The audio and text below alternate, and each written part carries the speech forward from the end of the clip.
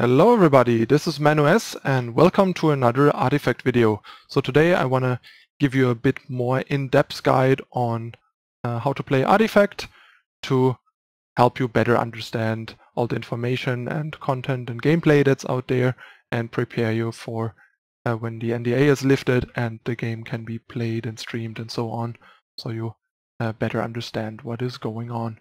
So let's dive right in. I'll just pause at specific spots to explain stuff and otherwise just let you enjoy some gameplay here. Okay, so first of all, here we see the heroes. Quick info: a deck and artifact consists of 4 cards, 5 additional heroes, and a separate item deck of 9 items of your choice. A deck then consists of 3 copies of each of your hero's signature spells, so that already makes 15 out of 40 cards, leaving you with 25 flex slots that you can customize as you want, preferably in the colors of your heroes, because you need a hero of a specific color in a lane to play a card of that color. So if you have a green-red deck, like the one we see here, and you have a green card but only a red hero in a lane, you cannot play the green card there. You can only play red cards in the lane. In order to play both of your colors in one lane, you need at least 1 green and 1 red hero in that lane. That's why the colors matter. And yeah, as we can see, there are 4 colors. These are all 4 colors that exist: blue, black, green, and red. Another thing that we see here is basically the hero order. Since you start the game with 3 out of your 5 heroes randomly placed in your 3 lanes, and the other 2 coming in the 2 turns after. And you can choose which are the first 3, which is the hero coming in second, and which is the hero coming in third. And you can see that here. The first 3 heroes that we see are the initial heroes that the players start with. The order of them is not relevant. They will be shuffled and put randomly in one of 3 lanes. So 1 hero per lane, but what lane they end up is random and changes from game to game. Then in the turn after, Zeus and Farvan can be placed on a lane of the player's choosing. That's not random anymore. You can then choose in what lane they go to help certain lanes. And then the turn after, the 5th hero comes in and can also be placed in the lane of your choice. And as we can see here from the cards, they have an attack stat, health stat. Damage is permanent in this game, so if you take damage, it doesn't disappear at the end of the turn or anything. In addition, some heroes, as we can see here, have a 3rd stat that's called armor. That's basically damage reduction. So all damage that this hero is taking is reduced by the amount of armor they have, unless it's piercing damage, which ignores armor. So X, for example, takes -2 damage from all sources, which can potentially mean he takes 0 damage. Alright, let's continue.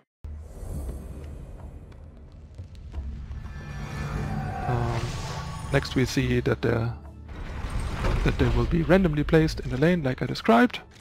And the other thing that we see here is the game also starts with 3 melee creeps on each side. They are generic 2/4s with no ability, and they are also randomly placed in one of 3 lanes. As we can see here, 1 got placed in the right lane, 2 in the left outer lane, and in both cases none have been placed in the middle lane. That's a coincidence though, that they ended up being in groupings of 2 and 1 in the outer lanes and 1 in the middle. There could have also been like all 3 in 1 lane, or one in each lane, and so on. There, each creep can end up in every lane, in every combination. So this is just kind of a coincidence that the middle lane didn't end up with any. Okay. So then round 1 starts. Each player starts with 5 cards in their opening hand and 5 minutes on the clock. That's another important aspect that I haven't seen much talk about. Each player has a 5-minute chess clock, and as we can see later, at the end of each turn apparently there's 2 minutes added to each player's chess clock. So you have the initial 5 and then plus 2 extra per turn. So you gotta manage your time reasonably well, but you have some time to think and take action, and there's not the same kind of time pressure that we know from other games. And there's, yeah, again, the chess clock concept that we know from, say, Magic Online, for example. Alright, as you can see, all the things that would happen indicated here. The turn is split into two phases, the action phase and the combat phase. In the action phase, players can play spells. We start with 3 mana in each lane and get +1 mana per turn in each lane, automatically, kind of like we're used to from, say, Hearthstone or Elder Scrolls Legends, those types of games. And the player that has initiative is the player that gets to act first in the action phase. They can either play a card or pass, then the other player gets the chance to play something, or pass as well. The player that passed first gets initiative in the next lane. That means since the action phase ends only when both players passed, if I pass, and then that's a bit complicated, and then the opponent passes as well, I have initiative again in the second lane. But if I play something and then my opponent passes and I pass as well, the opponent gets initiative and so on. The other thing that is really important here is that basically when you have initiative, in order to keep it, you don't want to play anything. And if you don't have the initiative, you want to keep playing stuff if your opponent wants to keep the initiative, so you can at least play things for free. Because remember, when you play something, the opponent gets priority again, basically. They have to pass. If they don't want to do anything, then you get the chance to do something again. And only if you pass as well, you move on to combat. And if you would pass second, the opponent would get to keep the initiative. That sounds a bit convoluted, but in the game it's much more intuitive than it sounds here. It's a bit hard to grasp. But basically, if you want to be the one, want to remain the one to act first, to do a specific important thing, it can be beneficial to just not do anything, let your opponent do stuff, so you get to do the critical thing that you need to do. Because unlike in Magic, everything here basically has split second, since there's no responding to what the opponent does. If you do something, it's going to happen immediately, and then the opponent gets the chance to do something. So it's kind of like the reverse to what we are used to from Magic, which is why it can be very important to be the first to act. Because, for example, if you're the first to act and kill the opponent's black hero here, the opponent cannot play anything in this lane, because he has no hero of any color, so he cannot play any spells in this lane. So this is very critical, and that's why this mind game for initiative is going to be a central element to how Artifact plays out. Alright, we'll let this run here for a bit. The other thing is, then when both players passed in a row, combat happens. Combat happens automatically. We see by the arrows indicated in front of the units, heroes and creeps, where they are attacking. If they are attacking straight forward with nothing in front of them, they'll hit the tower. Otherwise, they can either attack units in front, to their right, or to their left. As we saw earlier, there are direction arrows for 3 directions that are randomly being chosen and shuffled out. So, say this red hero here on the side has a 1/3 chance to hit this black hero, and 2/3 chance, like 66.66% chance to hit the tower, with the 3 possible directions that can come up. As we will see in a moment, after all 3 lanes have been processed, we get to the shopping phase. As we can see here, this is the secret shop. The one in the middle is your item deck, as you can see here, 9 out of 9. They are in a random order, so in order to get to a specific card out of these 9, you might have to buy your way to them. They could be in the 9th spot, they could also be at the top, so there's the usual shuffle card draw variants here. Then on the right side you get a random consumable. I don't know all the consumables right now, and it would be too much information to list them here anyway, but they are stuff like healer unit, draw a card, that sort of stuff. So you can buy them from here. And on the left is the secret shop that has a random powerful item, sometimes cheaper, sometimes more expensive. This one only costs 5 gold. There are also pretty expensive ones. I think the secret shop potentially contains all possible items in the game that you can also put into your item deck, if I understood that correctly, but I'm not 100% sure. And it's a random card every shopping phase. And you can see here, you can spend 1 gold to hold the card. So if there's something that you really want or need, but you can't afford right now, but you really, really need it later, you can just spend the gold and keep it around till the next shopping phase. And you don't have to buy anything, of course.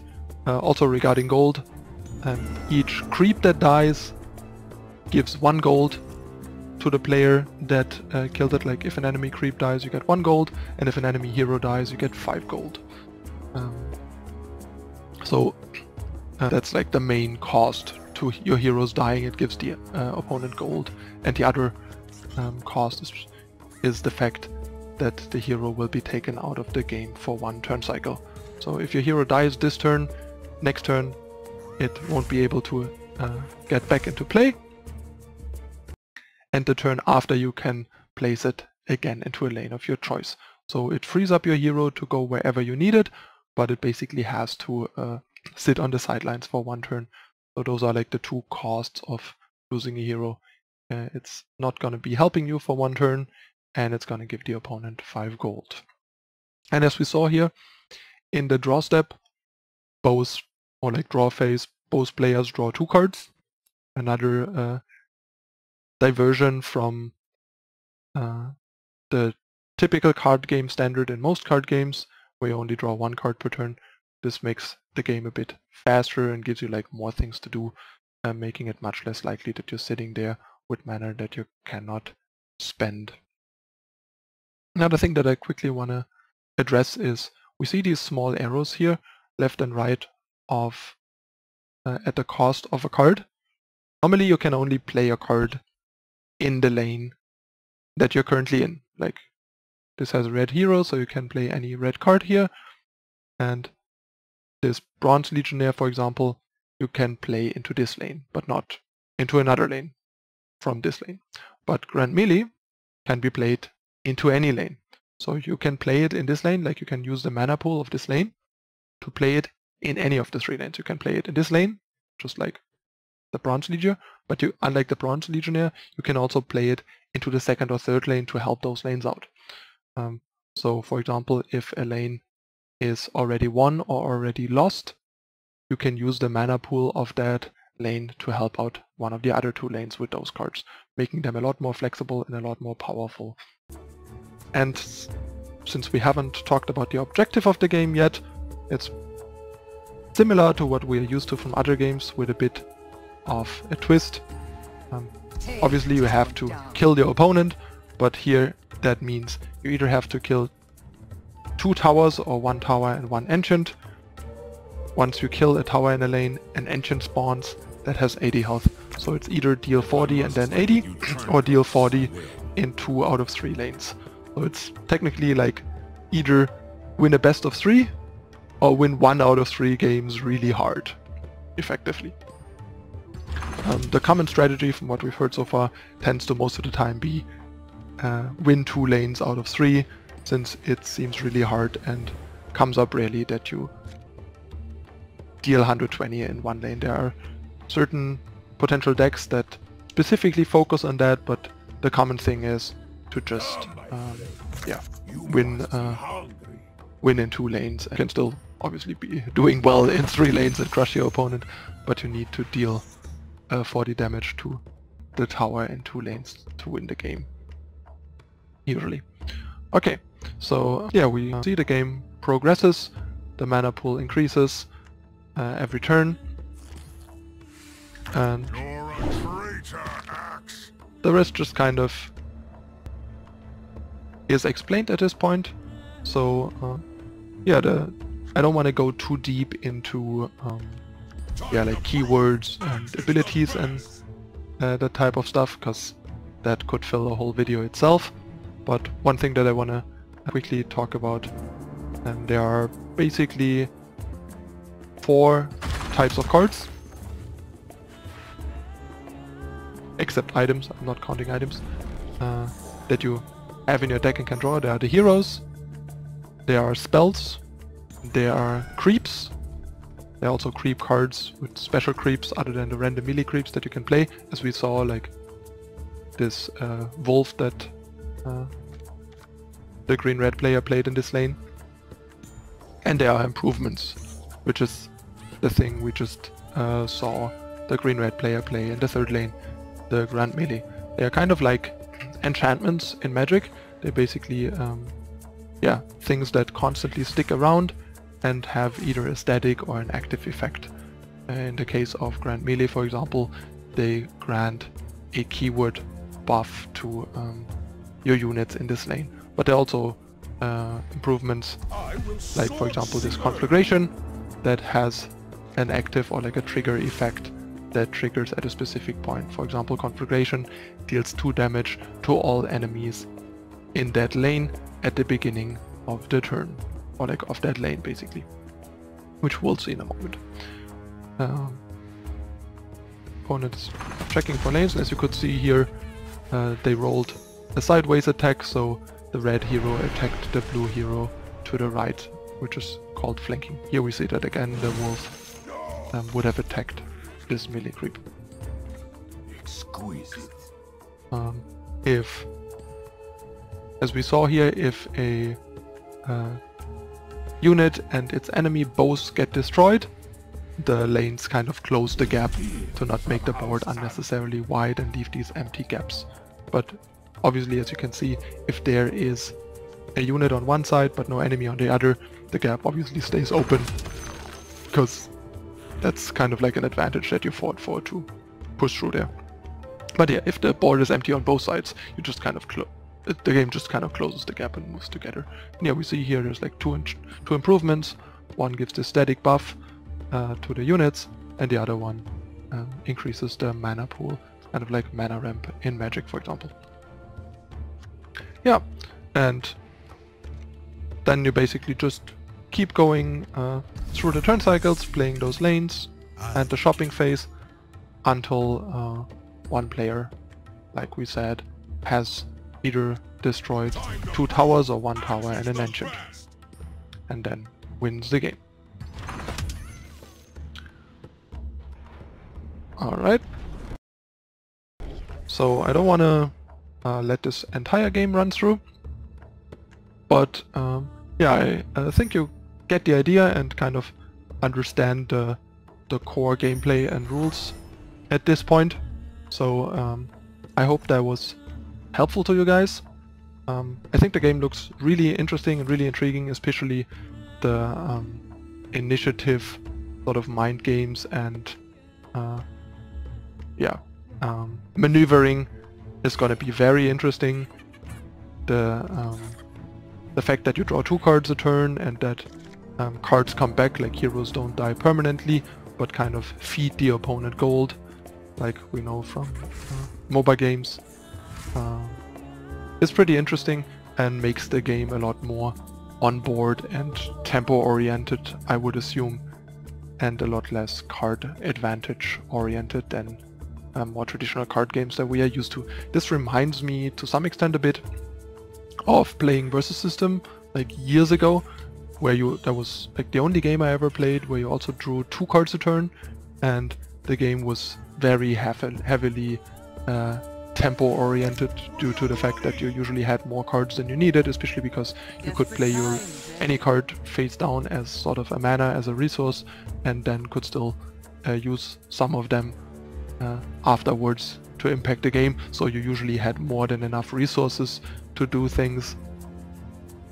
So it was more about board position, combat, and tempo rather than generating card advantage and making profitable trades in terms of resources like we're used to from most games. So that's going to be interesting, and it's something that a lot of people will have to adjust to, because yeah, you can burn resources a lot better here in terms of like card resources if they gain you board and tempo advantages, unlike in other games where card advantage is generally very important. Sure, it still varies, and how much it is worth in tempo and so on can vary drastically, but it is still one of the like major advantages that you care about. While here I think it's gonna be more of a secondary thing. You don't want to be super wasteful, but all in all, as long as you get ahead in the game, throwing away some resources to do so will likely not matter as much as we are used to. Another thing that I quickly want to address while we talked about items, there's 3 slots on the heroes, as we can see here: a weapon slot, an armor slot, and a health slot. So you basically can equip each hero with up to 3 items. One weapon that gives it some form of attack stats and or abilities. One armor item that usually grants the unit some amount of armor and or other things. And a health item which usually gives the unit additional health and or some other effects. You can override these slots, but if you do so, you lose the item that was in here before. Like if I give this a small health item and then later want to give it a bigger, better health item, I lose the small health item that I equipped to it. You don't get that back. So it's not something that you want to do all that often because it's very wasteful. So you want to think a bit more long term what you need and what you want to put on your heroes and on which hero, because later you might, if you regret it later, it might become costly. Okay, I think that covers everything important for now. I think the game looks great, seems super interesting. As you guys know already, I have my copy and my beta access already secured, thanks to a magic friend of mine that went to PAX West. So thanks again here to him. So as soon as the NDA will be lifted and the public beta starts in probably 2 or 3 weeks, roughly, you can expect me to stream the game and make more content showing off the actual client and actual games that I play, and maybe some deck brewing and all that stuff. So that's gonna be pretty exciting. Alright, as usual guys, let me know in the comments what you think. If you have any questions, feel free to ask. If you enjoyed this video, please like, so I get a better idea of how people enjoy this kind of content and how many people are interested in artifact content. And yeah, as usual, follow me on social media and follow my stream to catch me live with Eternal and soon Artifact and possibly other things. I plan on streaming quite frequently in the future. I have streamed quite a lot lately and I plan on keeping that up. So you'll see plenty of me, especially once Artifact is out. And yeah, as usual, if you want to support the content, please consider whitelisting YouTube to support me making these videos. And yeah, that's it again from me. This was my Artifact guide to tell you all about how Artifact works. I'm ManuS, I thank you for watching and I'll see you next time. Bye!